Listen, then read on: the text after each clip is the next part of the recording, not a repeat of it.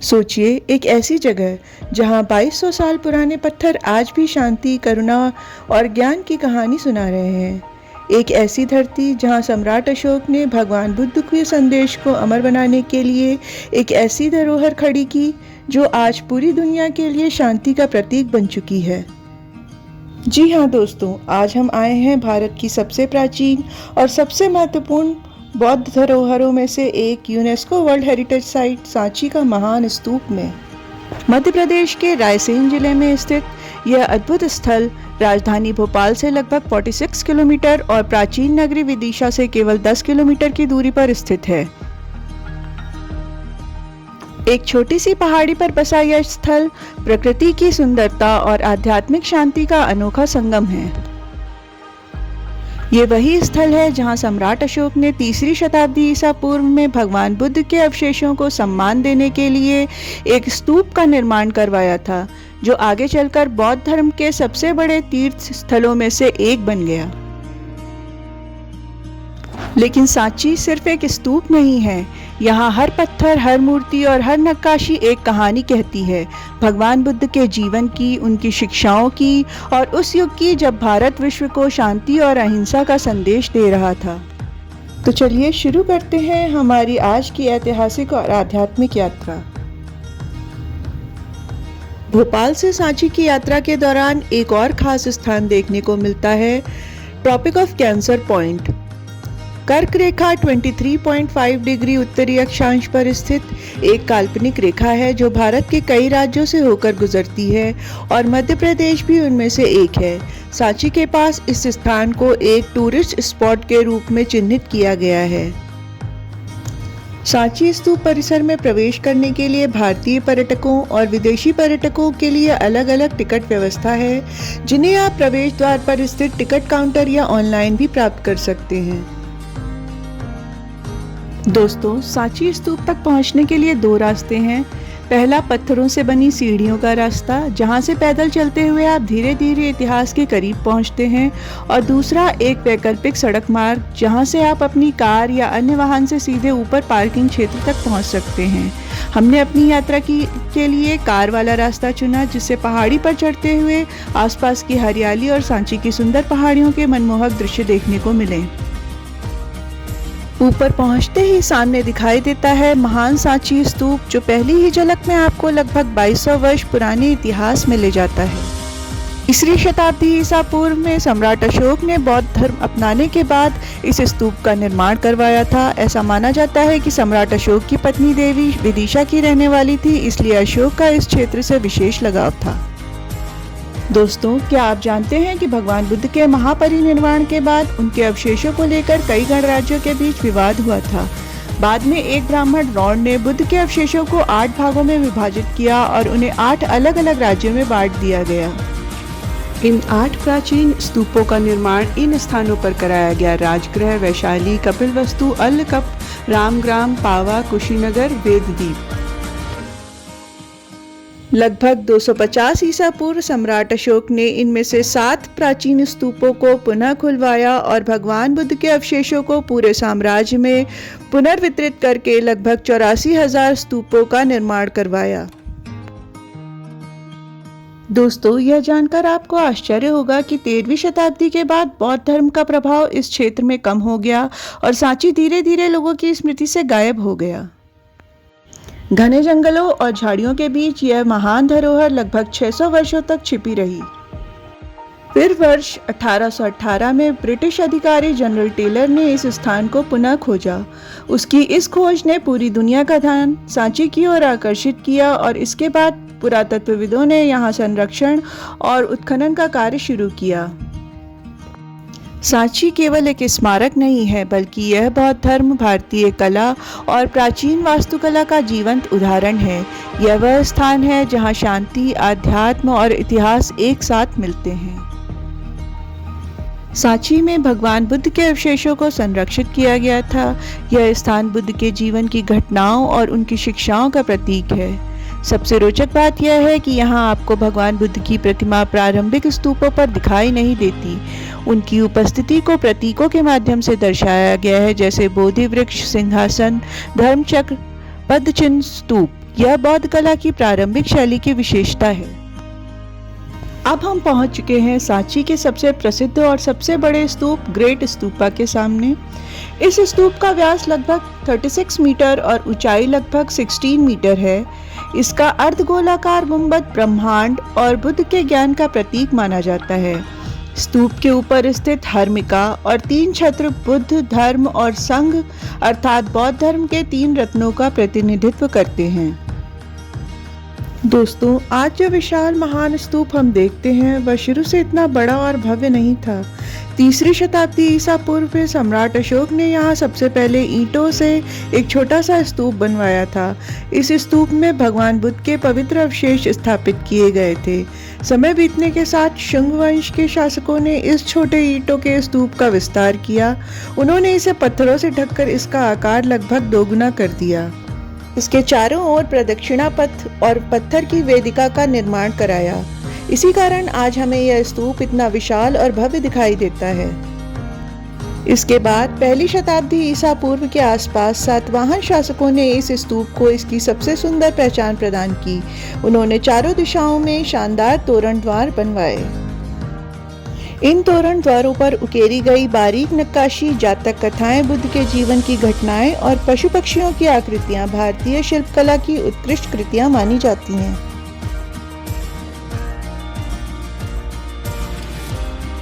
दोस्तों, यदि आप यहाँ की नक्काशियों को ध्यान से देखें तो आपको उसमें ग्रीक आर्ट अर्थात यूनानी कला का प्रभाव भी दिखाई देगा।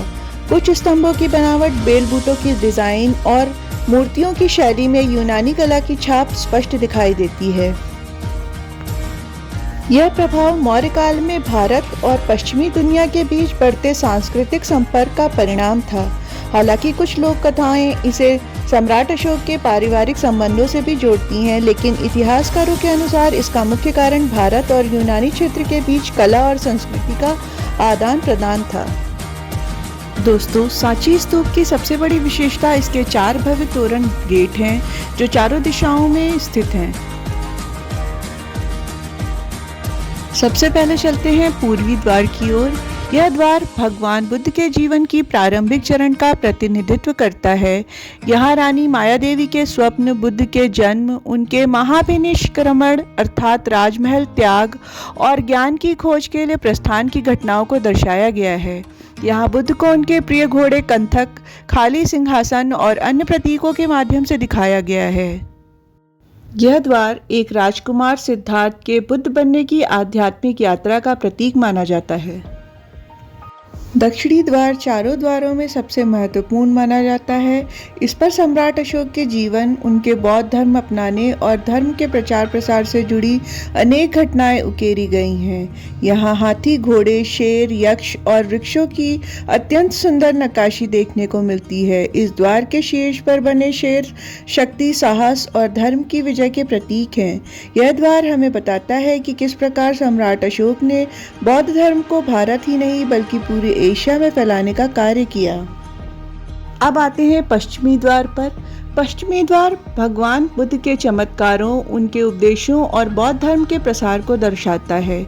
यहाँ बोधि वृक्ष, स्तूप और श्रद्धालुओं के अनेक दृश्य दिखाई देते हैं। इस द्वार पर बनी नक्काशियाँ प्रकृति, पशु पक्षियों और मानव जीवन के अद्भुत चित्रण के लिए प्रसिद्ध हैं। यह द्वार बुद्ध के ज्ञान और उनकी शिक्षाओं के संसार में प्रसार का प्रतीक माना जाता है। पश्चिमी तोरण द्वार पर दिखाई देने वाली गोल मटोल और मुस्कुराती हुई मूर्तियां वास्तव में यक्ष हैं। ये प्राचीन भारतीय परंपरा के समृद्धि और सौभाग्य के प्रतीक हैं। इन यक्षों को इस पवित्र बौद्ध स्थल के रक्षक और खुशहाली के संदेशवाहक के रूप में दर्शाया गया है। उत्तरी द्वार।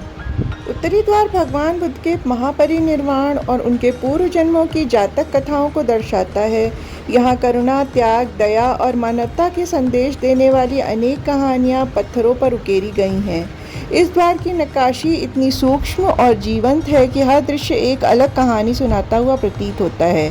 यह द्वार हमें बुद्ध के अंतिम संदेश और मोक्ष की अवधारणा से परिचित कराता है। अब चलते हैं स्तूप नंबर 2 की तरफ, जो कि सांची परिसर का एक अत्यंत महत्वपूर्ण स्तूप है, जिसे अक्सर भूला हुआ रत्न भी कहा जाता है। यह प्रमुख स्तूप से थोड़ा नीचे पहाड़ी की ढलान पर स्थित है और अपनी अद्भुत नक्काशी के लिए प्रसिद्ध है। इस स्तूप की सबसे बड़ी विशेषता इसकी वेदिका पर बनी उत्कृष्ट नक्काशी है। पुरातत्वविदों को इस स्तूप से कुछ पवित्र अवशेष प्राप्त हुए थे जो लगभग 10 बौद्ध आचार्यों और भिक्षुओं से संबंधित माने जाते हैं। इससे पता चलता है कि यह स्थान बौद्ध संघ के लिए अत्यंत पवित्र था। अब हम पहुंच चुके हैं स्तूप नंबर 3 पर। यहाँ भगवान बुद्ध के 2 महान शिष्यों सरिपुत्ता और महामोगलना के अवशेष प्राप्त हुए थे। यह स्तूप आकार में छोटा है लेकिन बौद्ध धर्म के अनुयायियों के लिए अत्यंत पवित्र माना जाता है। 19वीं शताब्दी में ब्रिटिश पुरातत्वविदों ने इन अवशेषों को खोजकर इंग्लैंड भेज दिया था। बाद में भारत के प्रथम प्रधानमंत्री जवाहरलाल नेहरू के प्रयासों से इन पवित्र अवशेषों को भारत वापस लाया गया और पुनः सांची में स्थापित किया गया। इन्हीं अवशेषों की स्मृति में प्रत्येक वर्ष नवंबर माह के आखिरी शनिवार और इतवार को प्रसिद्ध सांची महोत्सव का आयोजन किया जाता है, जिसमें देश विदेश से बौद्ध श्रद्धालु, पर्यटक और शोधकर्ता शामिल होते हैं तथा सांची की आध्यात्मिक और सांस्कृतिक विरासत का उत्सव मनाते हैं। दोस्तों, सांची परिसर में आपको लगभग 93 छोटे छोटे स्तूप भी देखने को मिलते हैं। ये केवल सजावटी संरचनाएं नहीं हैं, बल्कि इनमें से अधिकांश स्तूप बौद्ध भिक्षुओं की स्मृति में बनवाए गए थे। कई छोटे स्तूप वास्तव में महान बौद्ध भिक्षुओं और आचार्यों की समाधियां माने जाते हैं, जिसमें उनके पवित्र अवशेष या अस्थियां स्थापित की गई थीं। यही कारण है कि ये छोटे स्तूप सांची को एक अत्यंत पवित्र बौद्ध तीर्थ स्थल बना देते हैं। सांची परिसर में केवल बौद्ध स्तूप ही नहीं है, बल्कि यहाँ भारतीय मंदिर वास्तुकला के इतिहास का एक अत्यंत महत्वपूर्ण स्मारक भी मौजूद है। यह है गुप्तकालीन मंदिर संख्या 17, जिसे भारत के सबसे प्राचीन संरक्षित हिंदू मंदिरों में से एक माना जाता है। यह मंदिर लगभग 5वीं शताब्दी ईस्वी में गुप्त साम्राज्य के दौरान बनवाया गया था। गुप्त काल को भारतीय कला और संस्कृति का स्वर्ण युग कहा जाता है और यह मंदिर उस युग की उत्कृष्ट वास्तुकला का शानदार उदाहरण है। इस मंदिर की सबसे बड़ी विशेषता इसकी समतल छत है। आज हम जिन ऊंचे शिखरों वाले हिंदू मंदिरों को देखते हैं, उनका विकास बाद में हुआ। उस समय मंदिर निर्माण की कला अपने प्रारंभिक चरण में थी और इसलिए यह मंदिर बहुत ही सरल लेकिन अत्यंत संतुलित डिजाइन में बनवाया गया था। सांची परिसर में चैत्य भी स्थित हैं। चैत्य वास्तव में एक प्रेयर हॉल अर्थात प्रार्थना और ध्यान का स्थान होता था। यहाँ भिक्षु और श्रद्धालु एकत्र होकर बुद्ध की शिक्षाओं का पाठ करते थे, ध्यान लगाते थे और धार्मिक अनुष्ठान संपन्न करते थे। यदि विहार भिक्षुओं का निवास स्थान था, तो चैत्य उनकी आध्यात्मिक गतिविधियों का केंद्र था। इस चैत्य की वास्तुकला और इसके स्तंभों की बनावट को देखकर यूनानी शिल्प शैली का प्रभाव स्पष्ट रूप से दिखाई देता है। दोस्तों, सांची स्तूप परिसर में स्थित यह टूटा हुआ अशोक स्तंभ लगभग 2300 वर्ष पुरानी मौर्यकालीन कला का एक अद्भुत उदाहरण है। यह स्तंभ चुनार के चिकने बलुआ पत्थर से बनाया गया है और इसकी सबसे बड़ी विशेषता इसकी चमकदार मौर्यन पॉलिश है। सांची का अशोक स्तंभ आज केवल अपने निचले भाग में ही दिखाई देता है, लेकिन यह हमेशा से ऐसा नहीं था। यह स्तंभ कभी 42 फीट ऊंचा हुआ करता था। इतिहासकारों के अनुसार स्थानीय परंपराओं में यह उल्लेख मिलता है कि एक जमींदार ने इस स्तंभ को तोड़वा दिया था ताकि इस स्तंभ के कुछ हिस्सों का उपयोग वह गन्ने का रस निकालने वाले कोल्हू के रूप में कर सके। सांची परिसर में अनेक बौद्ध विहार भी बने हुए हैं। यह वही स्थान थे जहां भिक्षु निवास करते थे, अध्ययन करते थे और बौद्ध धर्म की शिक्षाएं प्राप्त करते थे। इन्हीं विहारों में सम्राट अशोक के पुत्र महेंद्र और पुत्री संघमित्रा ने भी बौद्ध शिक्षा प्राप्त की थी। बाद में उन्होंने श्रीलंका जाकर बौद्ध धर्म का प्रचार प्रसार किया। सांची परिसर में 2 प्रमुख बौद्ध विहार हैं। इसमें से एक विहार वरिष्ठ भिक्षुओं के लिए बनाया गया था, जहां अनुभवी और उच्च पद के भिक्षु निवास करते थे, जबकि दूसरा विहार कनिष्ठ भिक्षुओं और नवदीक्षित भिक्षुओं के लिए था। इन विहारों से स्पष्ट होता है कि सांची केवल एक धार्मिक स्मारक ही नहीं, बल्कि प्राचीन काल में बौद्ध शिक्षा, साधना और मठवासी जीवन का एक महत्वपूर्ण केंद्र भी था।